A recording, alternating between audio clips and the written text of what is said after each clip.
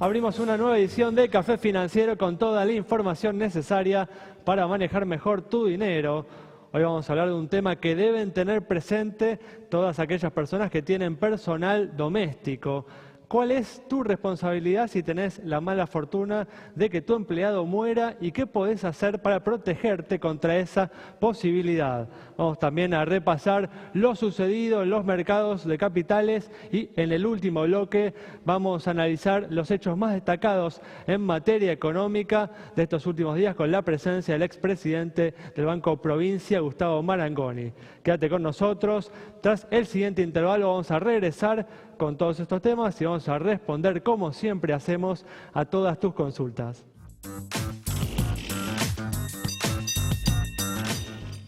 Ya estamos aquí con la presencia de Santiago Chelala, también está con nosotros Yamila Escala y se encuentra también Miguel Cielonca para repasar lo sucedido en estos últimos días en los mercados de capitales. ¿Qué tal? ¿Cómo andan? Muy buenas. Gracias por estar aquí. Gracias. Vamos a arrancar con los temas que tenemos para hoy y en los últimos días se instaló fuertemente el debate por la pérdida de puestos de trabajo que se viene registrando. El gobierno y la oposición han presentado distintos proyectos para enfrentar esta cuestión.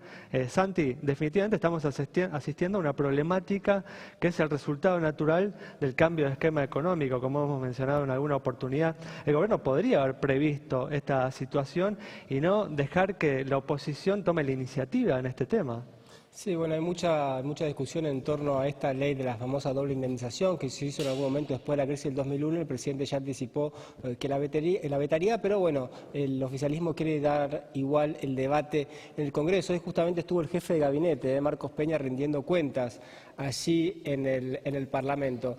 ¿Qué está ocurriendo, Ale? Bueno, no solamente hay despidos en el sector público, sino también en el sector privado, ¿no? Un consumo que está en baja, los precios en alta y una tasa de interés realmente por las nubes que está frenando la cadena de pagos, en especial de las pymes, que son las generadoras de empleo y terminan, bueno, por ajustar sus cuentas por ahí despidiendo trabajadores, sobre todo si por ahí están en el sector informal y les resultan más sencillo de esta manera ajustar. Por ese lado, la problemática, como te decía, es creciente. Vamos a ver qué pasa, ¿no? No solamente se trata de no haber previsto las consecuencias sociales de algunos ajustes, sino quizás de haber reaccionado algo tarde. Recordemos que el gobierno está tomando medidas sociales. Una de ellas, por ejemplo, es la reducción al IVA en el precio de los alimentos, pero es una medida que recién se envía al Congreso en el mes de abril para discutirse en mayo y quién sabe cuándo se pondrá finalmente en la práctica, muy desfasado de lo que fueron efectivamente los ajustes en el mercado laboral.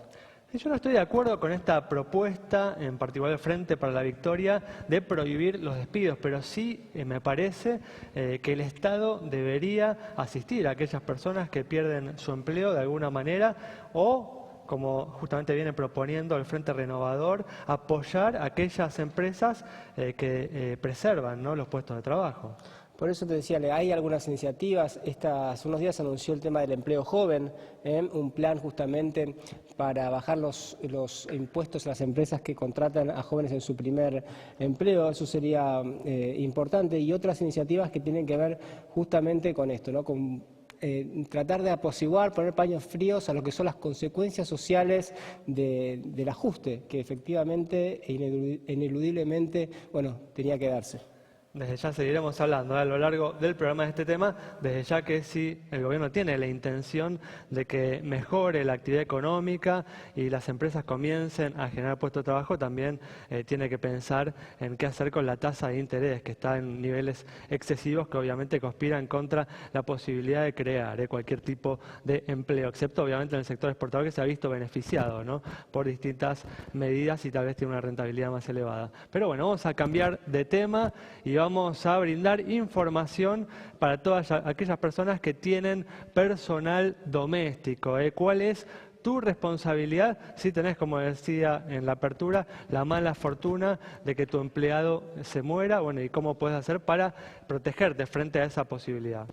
Estamos hablando de un seguro de vida obligatorio a partir del 1 de mayo del corriente año, que es para el trabajador del hogar. Generalmente uno tiene, por ejemplo, personal doméstico en su casa que a partir de ahora cuenta con esta póliza, es beneficiaria de esta póliza en caso de muerte las 24 horas y en cualquier parte del mundo. O sea, esto no es por si la persona tiene un accidente y muere en la casa de uno, sino en cualquier momento. Bueno, va a contar con este respaldo que son unos 33.000 pesos lo que se paga, lo que se le paga al beneficiario que esa persona elige en caso de tener esta fatalidad, y lo que ofrecen las compañías, las que consultamos y tienen el producto disponible, estas son las compañías que lo ofrecen, todas en un valor de 94 pesos al año, ¿sí?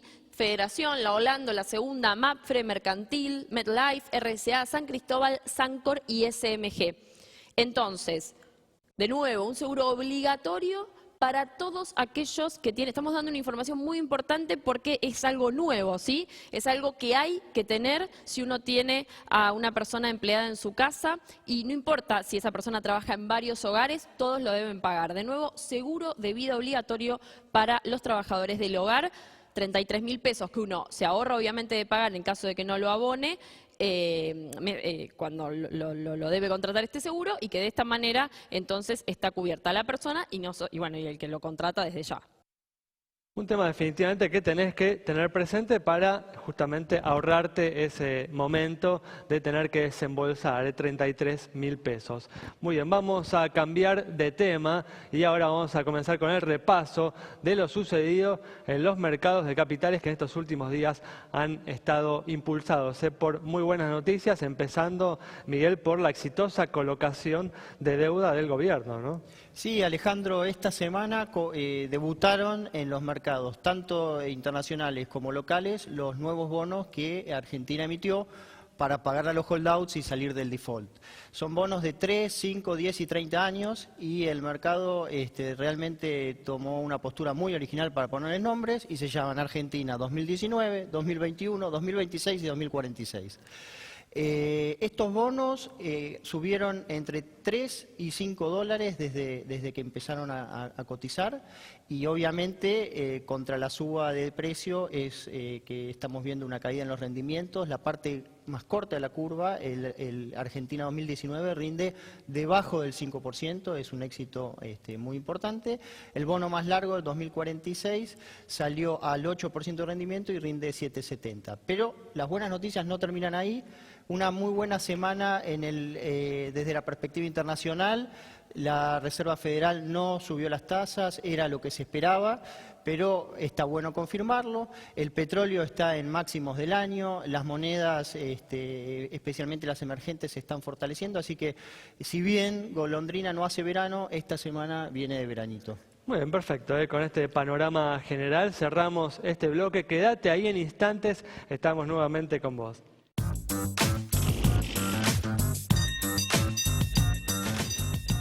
Bueno, estamos de regreso, vamos a comenzar a responder las consultas que hemos recibido y tenemos, por ejemplo, la de Hugo sobre el estado del Banco Francés. Banco de Capitales Españoles, vemos sus números en pantalla, es uno de los más grandes del sistema de capitalización privada, un patrimonio de 13.716 millones de pesos, depósitos por 76.792 millones y resultados positivos en el último ejercicio de 3.784 millones de pesos. Muy buenos indicadores de solvencia y también de liquidez, cara sonriente para el Banco francés. Bueno, cambiamos de tema y como dijimos hace algunas semanas, Uber desembarcó en nuestro mercado encontrándose con la férrea resistencia tanto de los taxistas como de las autoridades locales, al punto que se ha logrado, ¿no?, que hace muy pocos días se bloqueara judicialmente este servicio. Bueno, Maite Peñoniori habló con la gente en la calle sobre este tema.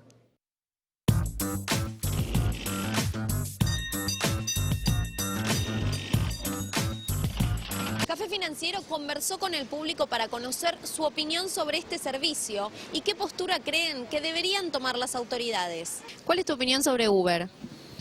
Y la verdad que estoy de acuerdo con respecto al sistema Uber por una cuestión de que supongo que va a permitir reducir los costos de transporte. Mira, me parece que si se protege al trabajador de taxis se puede hacer una buena competencia, pero siempre dentro de lo que marca la legislación argentina. Me parece bueno por el tema de que es más seguro. ¿Crees que les tienen que imponer las mismas condiciones que tienen los taxistas en cuanto a impuestos y demás? Sí, creo que sí. Va a haber posiblemente sea una competencia desleal. Sí, yo creo que sí, pero dudo que lo haga, que el gremio de los taxistas lo deje. ¿Te parece que el servicio de Uber puede ser más peligroso que el de los taxis o más seguro? No, va a ser más seguro.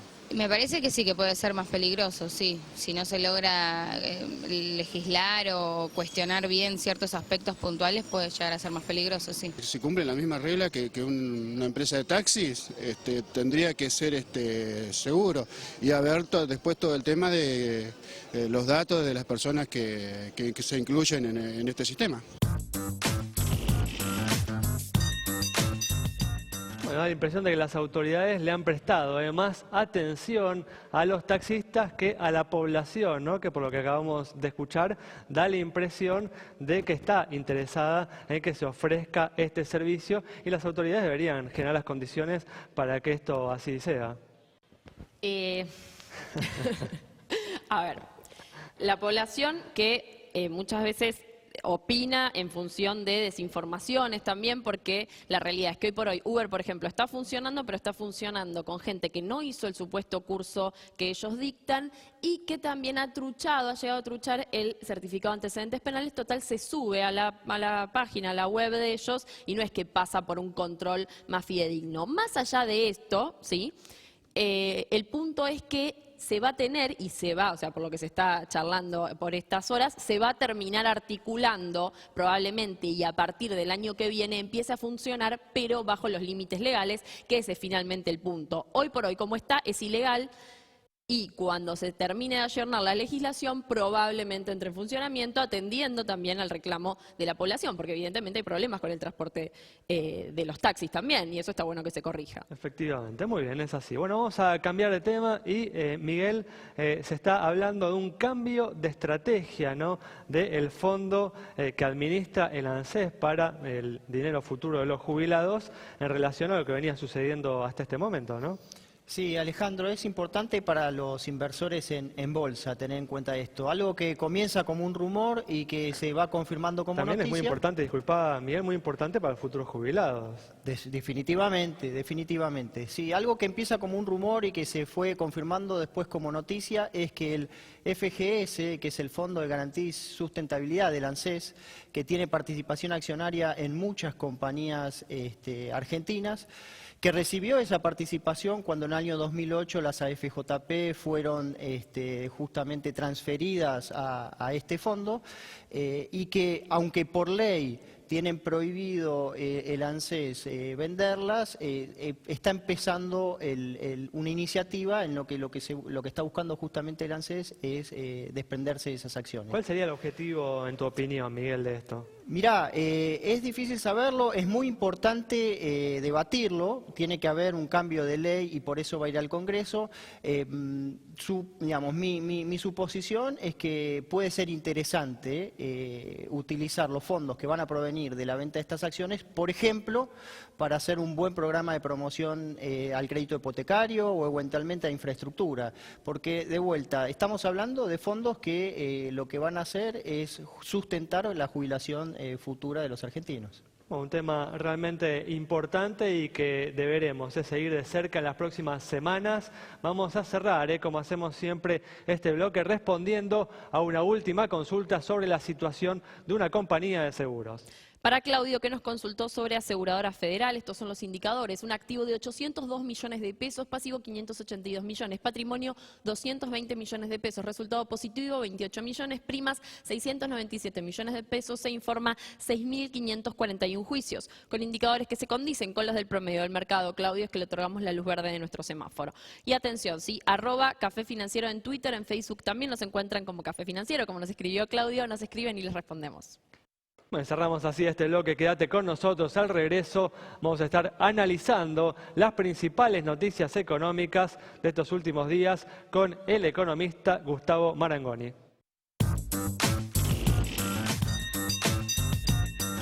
Bueno, ya estamos aquí con la presencia de Gustavo Marangoni, quien fue presidente del Banco Provincia hasta hace unos meses durante la gestión de Daniel Scioli. ¿Qué tal, Gustavo? ¿Cómo andás? Bien, muy bien. Muchas gracias por la invitación. Gracias por venir.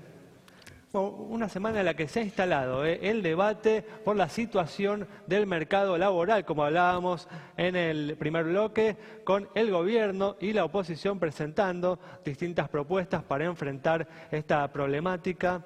Gustavo, ¿qué tan grave es en tu opinión el tema, la situación del mercado laboral? El gobierno ha relativizado, ¿no?, en sus últimas declaraciones esta situación, diciendo que no hay en marcha un proceso de destrucción de empleo. ¿Cuál es tu postura al respecto? Mira, en realidad están los datos firmes entre diciembre y la actualidad. Puede haber cifras que hablan de 40.000, otras que hablan de 60.000 puestos de trabajo destruidos. Lo cierto es que hay un goteo negativo en cuanto a la destrucción de empleo. Esto me parece que es un elemento que explica también la caída de la actividad económica, además sumado a la pérdida de salario real. Creo que es sí, un es tema... lo que uno imaginaría, lo que uno anticiparía de acuerdo a lo que está sucediendo con la economía, ¿no? Nosotros hablamos desde nuestra consultora con empresas, clientes que están en un proceso muchas veces de reducción de empleo, pero también en la calle o lo que te marcan pequeños comerciantes, empresarios, te dicen, mira, unos te dicen, yo recibí una factura de electricidad que antes era de 13.000 pesos y ahora es de 50.000. No puedo transferir eso a precios. Estoy o reduciendo horas extras o reduciendo personal. Y ojo, está el tema de la destrucción de empleo, pero también está el tema de suspensiones o de reducción de horas extras. Hay un estrés en el mercado laboral. Me parece que esto es importante verlo, mitigarlo de alguna manera. Hay algunos proyectos en el Congreso, creo que de todas maneras en esto también hay que ser prudente y utilizar las mejores herramientas, segmentar, no es lo mismo el tratamiento que uno tiene que darle al que está en una pequeña y una mediana empresa, a lo mejor las grandes empresas, y buscar, yo iría más por el lado del estímulo que por el lado del garrote, digamos. Por eso, o sea, estás sugiriendo que no te convence demasiado la propuesta del Frente para la Victoria, la propuesta además que apoyó Daniel Scioli el día de ayer o el lunes, ¿no? Hay que trabajarla. La propuesta, digámosle a la gente, ¿no?, de prohibir justamente, bueno, ya todos lo saben, de prohibir los despidos durante 180 días. Yo creo que el Congreso es un ámbito muy interesante para discutir ese tipo de norma. A lo mejor no es la norma ideal. Yo creo que, insisto, hay que diferenciar la situación de la gran empresa de la situación de la pequeña y de la mediana. Vuelvo a reiterar, iría más por el lado de premiar al que mantiene el empleo. En esto que sugerís, por ahí, ¿prohibirías los despidos en las grandes empresas? Bueno, creo que a lo mejor ahí uno puede tener un tratamiento diferencial pidiéndole un esfuerzo, como ha inclusive hecho el propio presidente, nada más que el presidente no lo ha traducido en una acción más específica, más concreta, de pedirle cómo se traduce ese esfuerzo. Yo a lo mejor creo que a los grandes empleadores uno puede exigirle porque tienen más espalda. Y creo que a las pequeñas y a la mediana empresa hay que ofrecerle estímulos en cuanto a desgravaciones, en cuanto a baja de costos. El enfoque del Frente Renovador, sí, ¿no? Yo tiendo, en ese sentido me parece un enfoque realista. Creo que, insisto, en el Congreso hay que discutir y buscar consensuar, así como se pudo obtener una cantidad de votos para una ley que fue importante, la salida del default, todo eso. Creo que hay que aprovechar esa posibilidad de articular consensos para hacer de esto una agenda común. El empleo es tan importante como haber salido del default, indudablemente. A ver, ¿es un activo para la Argentina haber superado 14 años de una situación irresuelta? Sin dudas, eso es muy positivo. Bueno, también tiene que ser positivo encontrar normas compartidas para preservar el empleo en un contexto como el que estamos viviendo. Hablaba Gustavo de la situación de las pymes, de lo difícil que fue, bueno, hacerse cargo del tarifazo, el aumento de luz, de gas. Ahora, otra situación difícil para las pymes es el aumento del crédito, ¿no? La tasa de interés, 38%, por más que esté en una inflación en torno al 30%, sigue siendo un número importante. ¿Se puede bajar esa tasa? ¿Qué es lo que hay que hacer? Sí, creo que, a ver, vos señalaste un diagnóstico que para mí es muy correcto. Estás marcando que acá hay un combo de circunstancias adversas. Uno podrá discutir algunas necesarias, había que hacerla, no había que hacerla, pero si vos sumás que a la devaluación, con los costos que eso implica, al aumento de tarifas, el tema de la carestía del crédito, ni hablar de los descubiertos. Es decir, además, cuando vos ves el comportamiento del sistema en los últimos meses, es claramente inferior, inclusive en algunos meses en términos nominales respecto al año pasado. Esto te está hablando de una situación que lleva a ralentizar la economía y, por supuesto, también a generar preocupación y menor actividad. Está absorbiendo toda la liquidez de los bancos con estas tasas elevadísimas de interés. Exactamente. Vos fijate que ahí mismo, esta semana, en alguna entrevista, el ministro de Economía ha sugerido la necesidad también de ir pensando y evaluando el tema de las tasas. ¿Por qué? Yo creo que basar la estrategia antiinflacionaria casi exclusivamente en la restricción de emisión y en las altas tasas, no quiero caer, pero es una receta un poco ortodoxa, ¿no? Lo hemos dicho ya hace varias semanas a esto. Realmente es un tema, parece haber un error de enfoque, definitivamente. Y además creo, vieron que en estos días se discute mucho si el gobierno comunica bien o comunica mal. Yo particularmente no estoy de acuerdo con el enfoque, porque yo creo que hay cosas que están más vinculadas a problemas y, a mi criterio, errores de timing o de política que de comunicación. Si vos anuncias una buena herramienta, al menos para analizar cómo son los préstamos hipotecarios con este sistema de la unidad de vivienda, etcétera, pero ajustado por inflación, en el mes de más alta inflación no hay forma de comunicarlo bien. Si vos sacas un proyecto de ley de primer empleo, cuando hay gente que tiene miedo de que su empleo actual sea el último, ¿viste? Entonces creo que ahí tenés una cuestión de timing. Y por el otro lado, si como todos confiamos y queremos, las inversiones pueden llegar en un momento relativamente cercano de este año o en el segundo semestre de este año, la idea era tratar de ir sosteniendo y aguantando algunas medidas de consumo, porque si no te va a agarrar con el consumo muy deprimido. Y esto es un tema. ¿No parece haber un enfoque en este gobierno de priorizar el sector orientado a las exportaciones, al mercado externo, por sobre el sector orientado al mercado interno? Digo, tanto en la política de tasas de interés como también justamente en el manejo del tipo de cambio. Igual es cierto que ahora se le está empezando a apreciar el tipo de cambio, ¿no? Pero ¿no es algo así? Y hay algo de eso. Mira, yo siempre lo planteo en estos términos. En marzo del 2008, 4 meses de haber asumido la primera presidencia Cristina Fernández, se desató el famoso conflicto de la 125, la crisis con el campo. Fue un error estratégico de características enormes. ¿Por qué? No solo por el conflicto con la gente del campo, sino porque muchos sectores empresarios dijeron, me parece que nosotros vamos a estar de la vereda de enfrente y vamos a tener que pagar mucho cuando ganamos mucho y mucho cuando ganamos poco. Es decir, vamos a perder siempre con estas políticas. Por lo tanto, se generó una grieta importante. Yo creo que ahora, a 4 o 5 meses de nuevo gobierno, no digo que esté sucediendo, pero digo que hay que trabajar para que no se perciba eso, que ahora no sean los sectores asalariados y de la economía informal los que digan, me parece que para nosotros las noticias siempre van a ser de regulares a malas o siempre van a llegar tarde. Hay que evitar esa falsa antinomia de que si favoreces la inversión castigás al consumo, que si favoreces al consumo castigás la inversión, porque vos necesitas de las dos cosas. Ahora, muchas de las políticas que se están haciendo, como los holdouts, la baja de retenciones, la devaluación, mucho es con la promesa de que con todo este combo van a llegar inversiones. No se preocupen, en el futuro van a llegar inversiones. ¿Y van a llegar algún día esas inversiones? ¿Las va a ver la gente? Van a llegar a tiempo, ¿no? A mí el temita ese de no se preocupen, es decir, a ver, ese tema de que las cosas se van a dar por añadidura, que van a venir porque sí, yo tendría por lo menos 2 observaciones. Primero, ora et labora, trabajá y rezá y trabajá para que las cosas sucedan. Pero además, cuando se habla de inversiones, bueno, ¿de qué tipo de inversiones? Yo creo que, por ejemplo, va a haber más crédito, por ejemplo, de la banca global y sobre todo de organismos multilaterales para obra pública. Ahora, no me queda tan... Y que además lleva un tiempo de implementarlo, todos sabemos que no es algo que hagas así y mañana la obra pública empieza.